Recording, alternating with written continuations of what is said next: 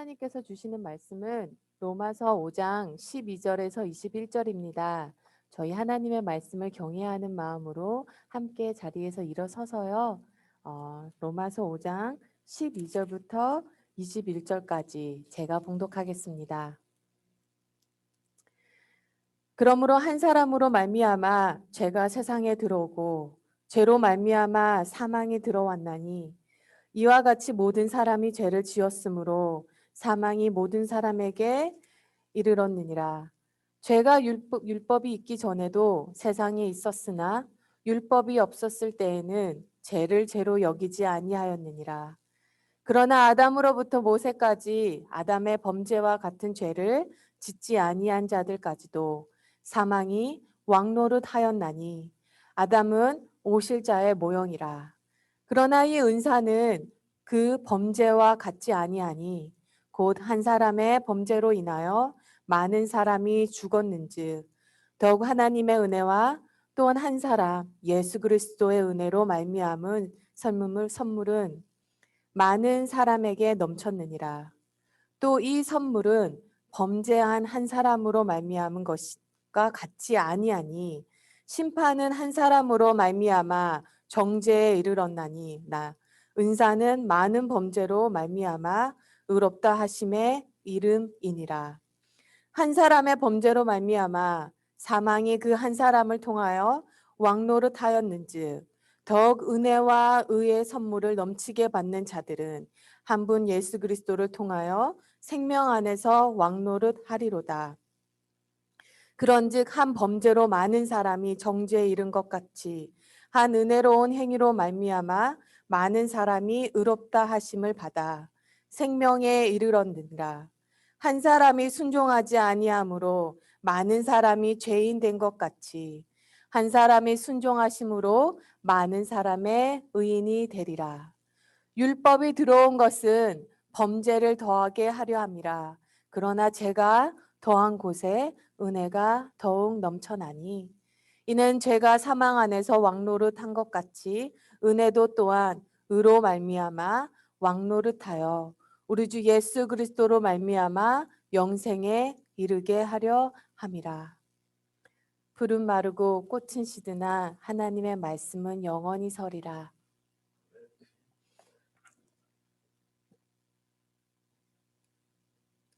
기도하겠습니다. 하나님 아버지, 성령님 인도하여 주옵소서. 아버지의 말씀을 우리에게 성령님 직접 전하여 주옵소서. 증거자 되시는 주님, 성령님의 도우심을 더욱 필요로 합니다.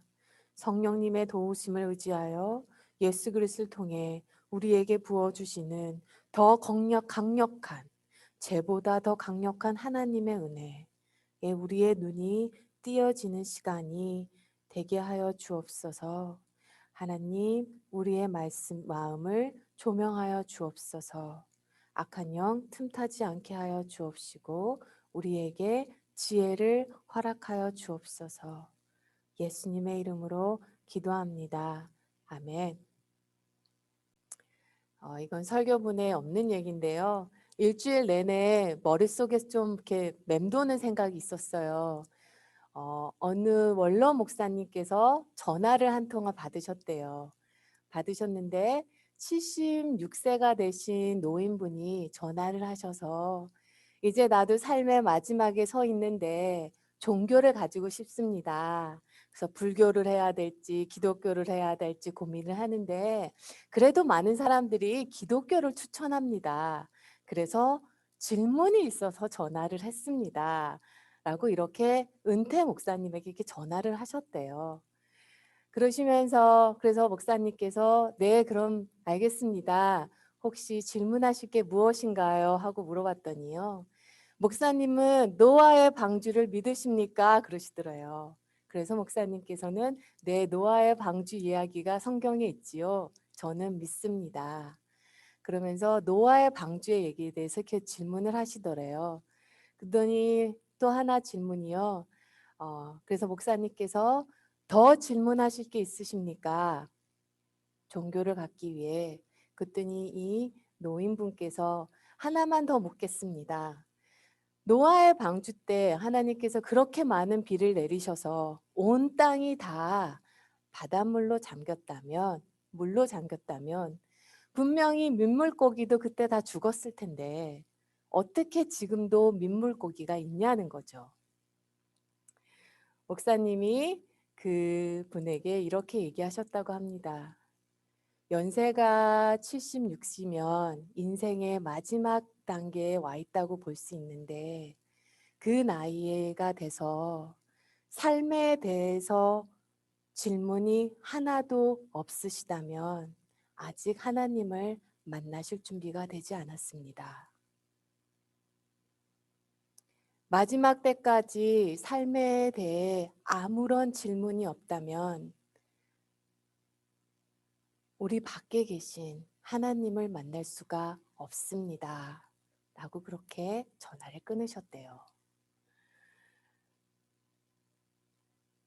요즘 저희 때는요, 저희가 학교를 다닐 때는 기독교가 진리냐 아니냐라는 문제로 논의를 했어요.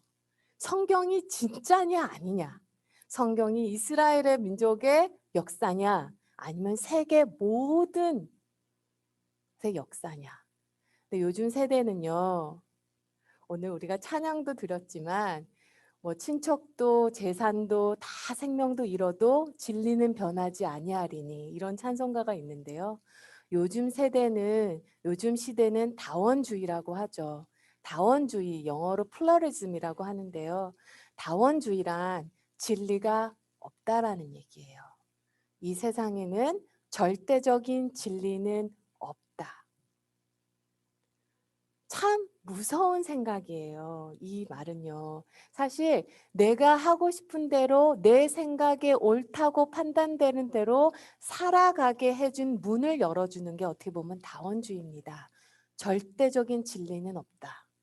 하나님도 계시다고 말할 수도 없고 안 계시다고 말할 수도 없고 하나님 앞에 쓴다고 말할 수도 없고 안 쓴다고 말할 수도 없다. 그러니 각자 알아서 자기의 삶을 살아라.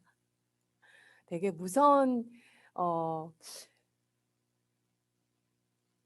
이제 흐름으로 흘러내려가는 것 같아 다음 세대를 위해서 더 많이 기도를 하게 됩니다. 이 땅 가운데요. 죄의 문제를 사람이 해결할 수 있었다면 예수님은 오실 이유가 없으셨어요. 가만히 생각을 해보면요. 사람이 할 수 없는 일을 예수님께서 하셨어요. 4,000년 전에 길이 42m, 1,000톤이 넘는 돌들을 매끄럽게 깎아서 옮겨서 피라미드 스핑크스를 세웠고요. 2000년 전에 로마 시대에 콜로세움 원형 경기장을 세웠습니다. 저도 거기 가서 봤는데요. 이 돌 하나의 무게가 몇백 톤이 되는 그걸 어떻게 세웠을까? 21세기에는 162층 고층 건물을 세우고요. 산을 뚫어 터널을 놓고요. 바다 위에 다리를 놓았어요. 이제는 AI라고 하죠. 인공지능을 만들었는 사람이요. 해결할 수 없는 문제. 우리가 할 수 있는 영역 밖의 문제가 바로 죄의 문제라는 거예요. 사람은 누구나 죄로부터 자유할 수 없습니다. 이 죄의 문제를 해결하시기 위해 예수님은 오신 거예요.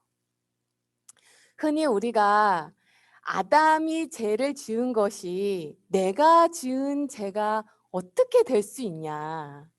아담이 지은 죄가 아담의 죄성이 우리에게 유전되어서 모든 인류가 다 죄성을 가지고 태어났다고 합니다. 기독교 아주 중요한 교리예요.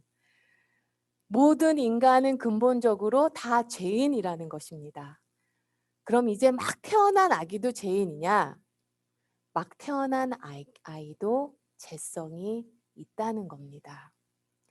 참 억울한 일이죠. 아담의 죄로 인하여 우리가 다 죄성을 갖고 태어나는 거. 그러나 억울한 일이지만 사실인 거예요. 모든 사람들이 근본적으로 죄성을 가지고 태어난다는 것은 정확하게 알 필요가 있습니다. 왜냐면요, 아담의 원죄에 대한 교리는요, 예수님으로 인한 속죄와 구원의 교리와 연결되어 있기 때문이에요. 아담 한 사람으로 인하여 모든 인간이 죄성을 가지고 태어났다는 것은, 그것은 예수 그리스도로 인하여 모든 사람이 구원을 받게 된 것과 같이 가게 되는 거예요. 제가 이스라엘에 갔을 때, 저희 신학생들이 이스라엘에 갔을 때요, 거기 이제 유대교 대학교에 있는 교수들과 학생들과 서로 이렇게 논의하는 시간이 있었어요. 그분들은 우리를 유대교로 서로 얘기하는데, 그 유대교는 질문을 합니다. 어떻게 예수 그리스도 한 사람을 믿는 걸로 인하여 모든 사람이 구원을 받을 수 있냐고 이렇게 물어와요. 우리는 다시 묻습니다. 그럼 어떻게 아담 한 사람으로 인한 죄로 인하여 세상 모든 사람들이 죄인이 될 수 있습니까? 같이 간다는 거예요. 오늘 본문 말씀 사실 이 말씀이에요. 12절 말씀, 그러므로 한 사람으로 말미암아 죄가 세상에 들어오고 죄로 말미암아 사망이 들어왔나니 이와 같이 모든 사람이 죄를 지었으므로 사망이 모든 사람에게 이르렀느니라.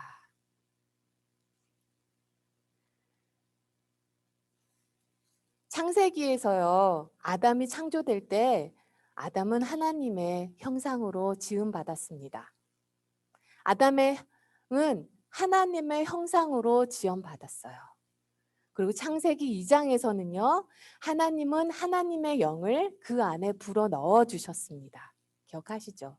그리고 에덴 동산에 있는 모든 과실은 먹을 수 있다 하셨어요. 그러나 단 하나, 선악과는 먹지 말라고 했습니다. 선악과는 창조주와 창조물의 경계선이었어요. 그리고 아담은 죄를 범합니다. 먹지 말라는 선악과를 먹죠. 그 결과 생명의 근원이신 하나님으로부터 단절됩니다. 그리고 몸도 서서히 죽어갑니다. 그리고 에덴 동산으로부터 쫓겨났죠. 하나님으로부터 단절은요, 에덴 동산에서 쫓겨난 거 그거 하나만은 아니에요. 창세기 6장 3절에 보면 되게 중요한 구절이 있는데요. 창세기 6장 3절에 보면 죄가 들어오고 하나님은 사람에게서 성령을 걷어가세요. 창세기 6장에서 하나님은 사람에게서 성령을 거두어 가십니다. 창세기 6장 3절 말씀, 생명을 주는 나의 영이 사람 속에 영원히 머무르지 않을 것이다. 하나님께서 하나님의 영을 걷어가세요. 죄의 결과로 사망의 길로 들어서게 된 것입니다. 많은 분들이요, 이때 이런 질문을 하세요. 왜 선악과를 먹고 분명히 선악과를 먹으면 하나님께서 You shall surely die. 네가 반드시 죽으리라 했어요. 근데 사탄은 뭐라고 유혹했죠? You shall not surely die. 너는 죽지 않아. 이렇게 했습니다. 왜 그러면 하나님께서 반드시 죽으리라 하셨는데 선악과를 먹고 나서 바로 죽지 않나요? 그러나 죽지 않은 것처럼 보인다고 해서 생명이 있는 것은 아닙니다. 제가 예를 들어 드릴게요. 밖에 나무가 있는데요. 나무가지 하나를 나무에서 잘라내 버렸어요. 그러면 그 나무가지가 나무에서 잘라진 순간 나무가지가 말라 비틀어지고 흉측해지나요? 아니죠. 잘라진 순간에는 파릇파릇하게 여전히 살아있는 것처럼 보입니다. 그러나 하루 이틀, 일주일, 2주일 지나가면 그렇게 서서히 말라 비틀어 죽는 거예요. 그렇게 따지면 나무가지가 나무에서 잘려 나간 순간 그 나무 가지에 생명이 있다고 볼 수 있나요? 없어요. 왜냐하면 생명의 근원인 나무로부터, 뿌리로부터 잘림을 받았기 때문이죠.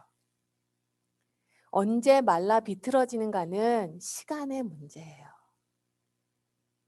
잘려나간 가지처럼요, 모든 인류가 아담의 죄를 물려가는 거예요. 생명의 근원이신 하나님과 단절된 거예요. 생명의 근원이신 하나님을 떠나서는 생명이 없다는 거죠. 우리가 갓 태어난 아기를 보면 참 착해 보이죠. 진짜로 순수해 보이고 착해 보이는데요. 이 어린 아기 속에서도 무서운 죄성이 있다는 것입니다. 우리가 유명한 그 성 어거스틴의 그 참회록이라는 책에서요. 원죄에 대해서 몇 가지 설명을 하는데요. 그중에 예를 준 게 갓난아기 쌍둥이였어요. 쌍둥이 아기를 이렇게 보면요. 엄마가 젖을 줄 때요. 그 두 아이가 엄마 젖을 가지고 싸운다는 거예요. 밀어낸다는 거예요, 서로. 그래서 그 어린아이가 속에서도 죄라는 게 있구나라는 걸 얘기합니다. 또한 어린아이는요, 나쁜 말은 안 가르쳐도 어디서 그렇게 잘 배우는지 잘 따라해요. 그런데 좋은 말, 양보하는 거, 나누는 것은 여러 번을 반복해서 가르쳐야 된다는 거죠. 그리고 저희가 넷플릭스가 시작되기 전에요. 넷플릭스가 이제 어떤 영화를 많이 넣어야 준비해야 될까 하는 그것을 준비하기 위해서 미국 내 대대적으로 설문조사를 했다고 합니다. 그때요, 50% 이상이 자기들은 다큐멘터리를 시청한다고 거기에 이렇게 표시를 했대요. 그래서 넷플릭스가 그 설문조사를 반영을 해서요. 많은 양의 다큐멘터리를 준비를 했는데요. 막상 시작하고 보니까 설문조사와 정반대의 형상이 일어났다는 거예요. 오히려 공포물과 액션 영화가 더 많이 선호함을 받았다는 거죠. 사람이 꼭 해야 되는 것은 하기 싫고 하지 말아야 되는 것은 더 하고 싶죠. 아담의 후손인 모든 사람은 죄성을 가지고 태어난다. 바로 이것이 원죄설이 참 사람에게는 이해가 안 돼요. 정말로 설명하기도 참 힘들어요. 그런데요, 실질적으로 우리 자신의 상태를 너무나 잘 설명해 주는 것입니다. 내 안에 죄의 역사가 있어요. 나도 어쩔 수 없는 죄의 역사가 있어요. 생각이 나쁜 쪽으로만 흐릅니다. 이 점을 잘 알아야 예수 그리스도를 붙들게 되는 거예요. 사도 바울은 그 말인 거예요. 자기가 죄인인 줄 모르는 사람이 어떻게 십자가를 붙잡겠습니까? 예수님은 죄로부터 구원해 주시기 오셨는데 내가 죄인이 아니라고 생각하는 사람이 어떻게 예수님이 필요하겠어요? 많은 사람이요. 아담으로 인해 죄가 자기 안에 들어왔다는 말씀에 의문을 제기합니다. 논리적으로는요. 그러나 우리 안에 죄성에 있음은 부인할 수 없는 거예요. 말씀을 몰라서 죄가 죄인지 모르고 살 뿐입니다. 제가 예수님을 만나기 전에는요. 내 안에 성령님에 대한 눈이 뜨이기 전에는요. 슈퍼에서 이렇게 장을 보면 나중에 이건 안 사게 되겠다 싶은 물건은요. 제자리 갖다 놓는 게 너무너무 귀찮은 거예요. 그러면 기나 그 앞에 카운터탑에 그냥 놓고 갈 때도 있었어요. 저 뒤에까지 가는 게 너무 멀게 느껴지는 거죠. 그런데 내 안에 계시는 성령님의 눈이 뜨이고 난부터는요.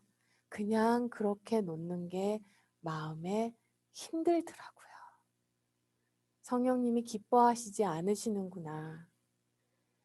정말 저희가요. 성령님에 민감하면 민감해질수록 아주 작은 죄에게도 민감해집니다.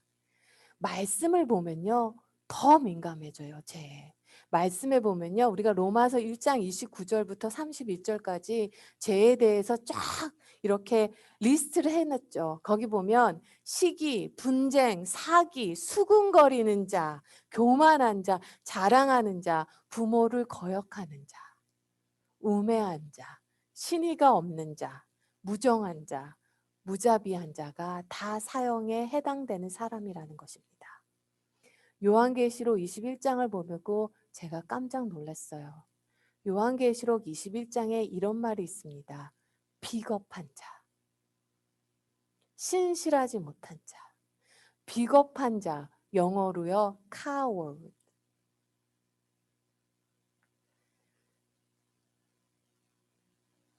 거짓말쟁이들이 차지할 목은 불과 유황이 타오르는 바다뿐이다. 이것이 둘째 사망이라는 거예요. 이제 영원히 하나님으로부터 단절됨을 당한다는 것입니다. 지옥은요, 하나님으로부터 완전히 단절됨이 있는 곳이에요. 제가 참 비겁하더라고요. 근데 비겁한 자, 영원한 둘째 사망에 들어간다는 이 말에 적지 않은 충격이 있었어요. 그리고요, 예수님은요, 염려하는 것도 죄라고 하셨습니다. 술 마시는 거, 방탕한 거, 그리고 생활의 염려. 이 세 가지. 우리가 술 마시고 방탕하게 사는 건 죄라고 생각하는데요. 염려하는 거 죄라고 생각하나요? 근데 예수님은 염려하는 거 죄라고 하십니다. 방탕하게 사는 것만큼 죄라고 하세요. 이렇게 우리 안에 모두 죄의 역사가 있습니다. 근데 오늘 말씀의 핵심은요, 아담의 죄로 인해서 우리가 똑같은 죄인이 되었다는 것이 아니고요. 오늘 말씀의 핵심은 예수 그리스도로 인하여 우리가 구원받았다는 것에 대해서 말씀하시려는 거예요. 아담이 지은 죄를 지음으로 모든 사람이 죄를 짓고 그리고 죽음에 왔다면요. 그러면 예수 그리스도로 인해 모든 사람에게 다시 생명의 역사와 하나님의 원래 창조의 원형이 회복되는 역사가 일어났다는 것입니다. 사도 바울은요. 5장 15절부터 19절에서요. 로마서 5장 19절에서 15절부터 19절에서요. 아담으로 인한 범죄와 예수 그리스도로 인한 구원에 대해서 선명하게 대조하고 있어요. 17장 17절을 보면요. 한 사람의 범죄로 말미암아 사망이 한 사람을 통하여 왕노릇하고요. 한 분 예수 그리스도를 통하여 생명 안에서 왕노릇한다. 18절 보면요. 한 범죄로 많은 사람이 정죄에 이른 것 같이 한 의로운 행위로 말미암아 많은 사람이 의롭다 하심을 받아 생명에 이르렀느니라. 19절 보면요. 한 사람이 순종하지 아니함으로 많은 사람이 죄인이 된 것 같이 한 사람이 순종함으로 많은 사람이 의인이 되리라. 죄로 인해 성령이 떠났습니다. 거룩하신 하나님은 제 가운데 머무르실 수 없으세요. 우리가 햇빛이 너무 밝기 때문에요. 사람의 눈이 햇빛을 감당할 수 없기 때문에 해를 이렇게 직접적으로 바라보면요. 눈이 실명도 한다고 하죠.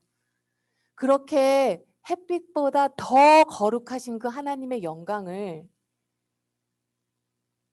죄인 안에 임하실 수 없는 거예요. 그래서 하나님은 죄인인 사람에게서 성령을 거두어 가십니다.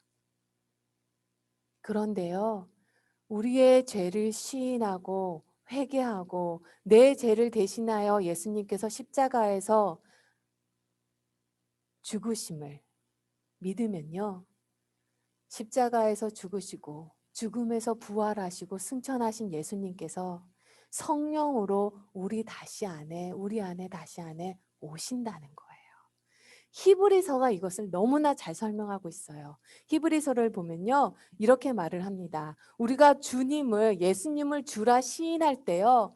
우리가 영적인 부분이라 눈으로 보이지는 않지만 성령님이 성령의 능력으로 예수님의 십자가에서 흘리신 그 보혈을 우리 심령에 뿌리신다고 하셨습니다. 구약에 보면요, 1년에 한 번 그 지성소에 들어가서 피를 뿌리듯이요, 눈에 보이지는 않지만 성령의 힘으로 예수님의 보혈을 우리 심령에, 마음에 뿌리신대요. 그렇게 내 심령이 보혈로 씻김을 받았기에 성령님께서, 하나님께서 거두가신 성령님께서 다시 내 안에 오셨다는 것입니다. 이것을 세상 그 무엇도, 죽음도, 전쟁도, 배고픔도, 환난도, 고난도 우리 안에 다시 오신 성령님을 걷어가실 수 없다는 거예요.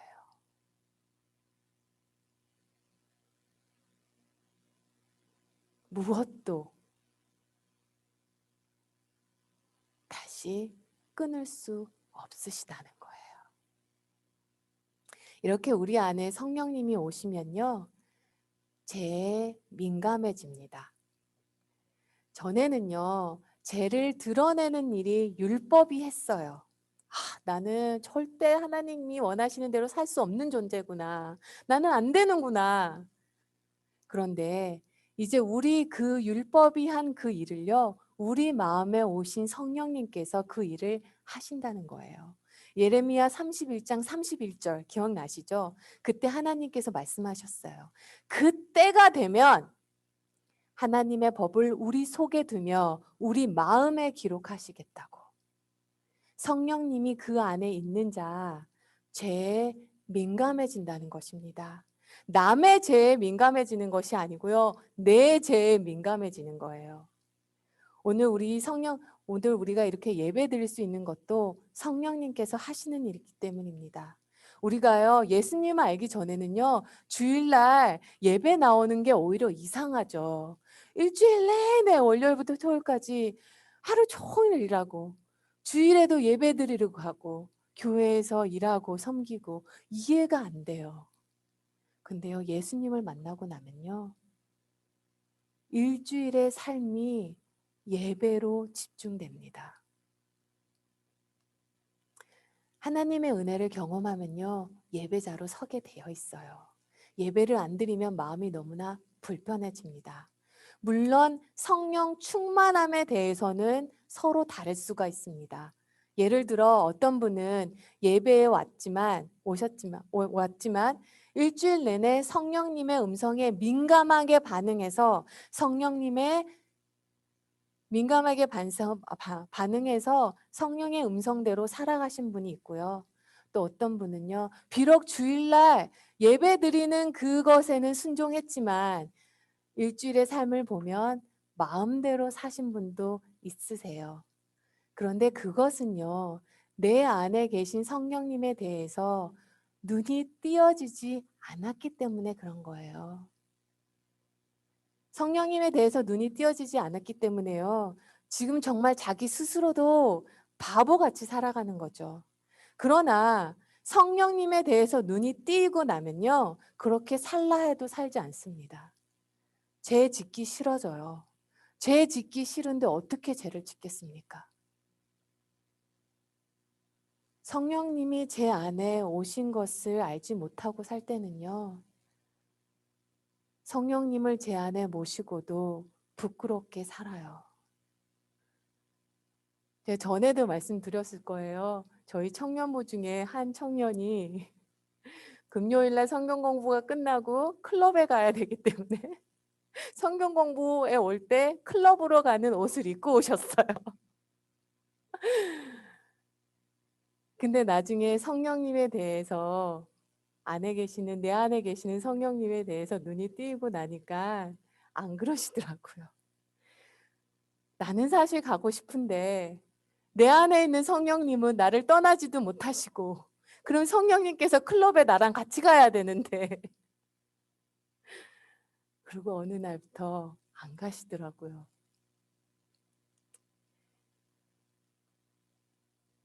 성령님이 내 안에 오신 것을 모르고 살 때는요, 부끄럽게 살 수도 있어요.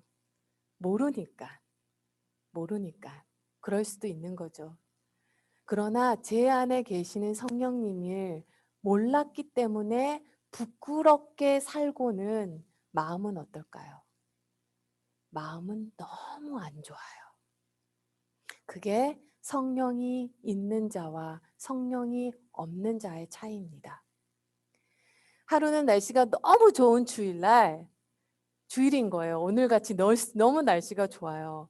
한 목사가 주일날 날씨가 어찌나 좋은지, 그날따라 그렇게 설교는 왜 이렇게 하기 싫은지 성도들에게 아프다고 거짓말을 하고 주일날 혼자 골프를 치러 가셨다고 합니다. 좋은 날씨 속에 골프를 쳤는데 홀인원을 한 거예요. 이것을 본 천사가 하나님께 컴플레인을 합니다. 아니 하나님, 목사가 지금 예배를 안 드리고 골프를 갔는데 혼쭐을 내줘도 지금 모자른 마당에 어떻게 홀인원을 하게 해주십니까? 하나님. 그랬다고 합니다. 그러자 하나님께서 천사에게 하는 말씀이 목사가 주일날 예배 빼먹고 골프 치러 가서 홀인원 했는데 저걸 누구한테 말할 수 있겠냐? 누구한테 자랑을 할 수 있겠어?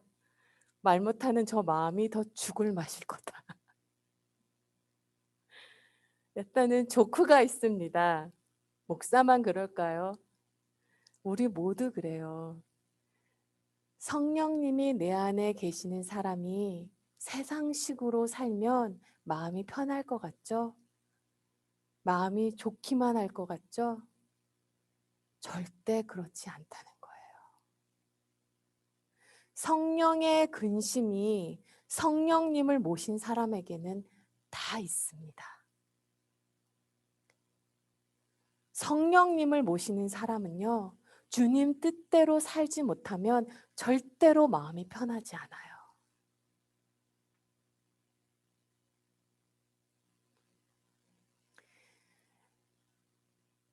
20절에서요. 제가 더한 곳에 은혜가 더욱 넘쳐나니 라는 구절이 있습니다.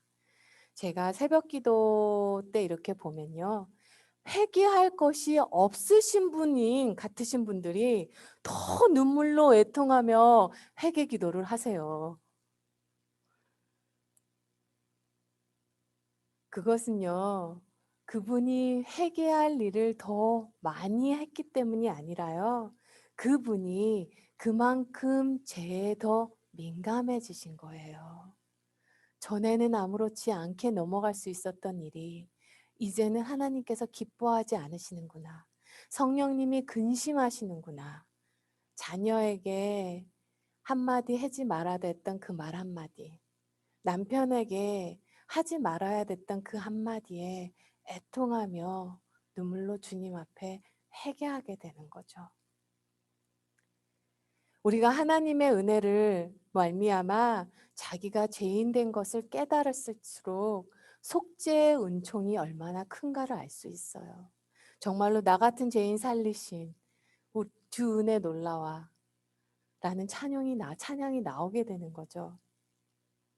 저는요, 이렇게 십자가를 보고 있으면요, 참 십자가는요, 이 세상이 얼마나 악할 수 있는지를 보여주는 것 같아요.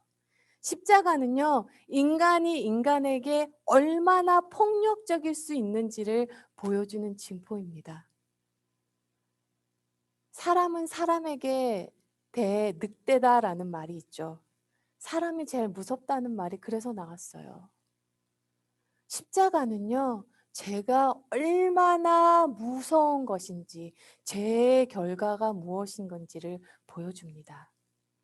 십자가는요, 인간의 증오가 집중되어 있는 곳이에요. 얼마나 인간을 증오하면 그렇게 죽일 수 있을까요?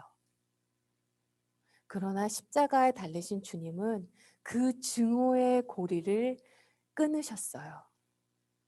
은혜로 그 고리를 끊으셨어요. 그것이 바로 21절 말씀입니다. 21절은요. 그것은 죄가 죽음으로 사람을 지배한 것 같이 은혜가 의를 통하여 사람을 지배하여 우리 주 예수 그리스도로 말미암아 얻는 영원한 생명에 이르게 하려는 것입니다. 십자가는요. 죄의 삭은 사망이라는 것을 보여주는 징표입니다. 또한 십자가는요. 죄보다 더 강력한 하나님의 은혜의 징표예요. 오늘 본문 말씀으로 사도 바울은 말하고 싶어 합니다. 죄로 인해 사망에서 삶을 끝내지 않아도 된다는 거예요.